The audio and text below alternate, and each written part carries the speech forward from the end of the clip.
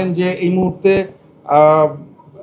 যে পরিমাণ অবৈধ অস্ত্র বাইরে আছে সেটা দিয়ে ঢাকার মতো একটা জনবহুল এলাকায় আসলে শুধুমাত্র আইন শৃঙ্খলা বাহিনীর পক্ষে এই ধরনের হত্যাকাণ্ড নিষ্ক্রিয় করাটা একটু ডিফিকাল্ট, বাট আমরা বিভিন্ন গোয়েন্দা তথ্যের ভিত্তিতে কাজ করে যাচ্ছি। আমরা আশা রাখি যে আমরা সামনেও অস্ত্র উদ্ধার অভিযানগুলো সাকসেসফুল করতে পারবো।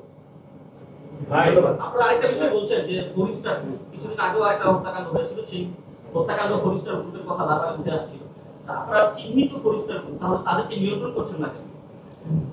আমরা তো বিভিন্ন সময়ে আপনার এই যে সন্ত্রাসী যারা আছে তাদেরকে ধরে আইনের আওতায় এনে পাঠাচ্ছি। এরপরের যেই স্টেপগুলো আপনারা জানেন আইনগত বিষয়, তো আমরা যতদূর জানি ইভেন এই পাতা সোহেলকেও গত 1-2 মাস আগে একবার ধরা হয়েছিল।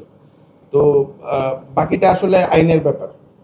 মাহবুব ভাই, এই যে আপনি বললেন যে রাজনৈতিক কন্দল এবং কাশকে মানে পাতা সোহেল কি নিয়ন্ত্রণ দিতে যাচ্ছে নাকি পাতা সোহেলের উপরে যে ফরিস্টারের কথা বললাম আমরা, ফরিস্টারের যে কেউ তাকে দিয়ে মানে এটা সম্ভবত পাতা সোহেলের উপরেও ইন্ধন থাকতে পারে, বাট এই মুহূর্তে আমাদের কাছে এটা নাই। বাট আমরা অনুমান করতে পারি এখানে উপর থেকে আরো ইন্ধন থাকার সম্ভাবনা আছে।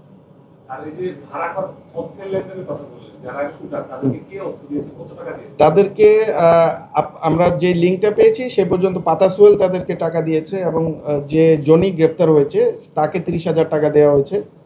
আর মানে ঘটনার দিন তাকে 1,000 টাকা দেয় এবং 30,000 টাকা তার সাথে কন্ট্যাক্ট করে।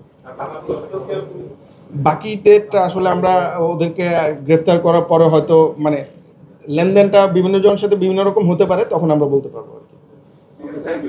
থ্যাংক ইউ ভাইয়া। জি সালাম।